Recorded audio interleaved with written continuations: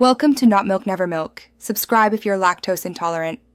You need shortcuts and a storage target, notes, or a plain text file. Open Shortcuts now and create a new shortcut called Save Clipboard. Once created, add the Get Clipboard action to read the current copied text. Then add an Append to Note or Append to File action. Choose your destination note or a TXT file in iCloud Drive.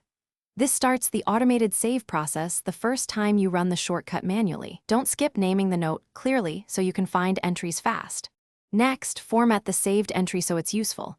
After Get Clipboard, add current date and a text action combining date and clipboard content. Use a new line separator so each copy becomes a separate line.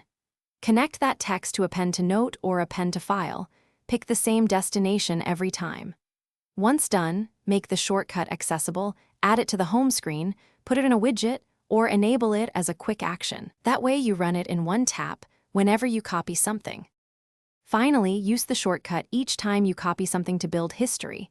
The shortcut cannot run automatically when the clipboard changes, so a tap is required. Make sure the note or file shows appended entries with timestamps. If entries are missing, open Settings and allow shortcuts access to notes or files and iCloud. If the shortcut still fails, edit the path for the file, reselect the note, and test again. Once fixed, you'll have a reliable manual clipboard history you control. Thanks for watching. If this was helpful, leave a like and consider subscribing. See you next time.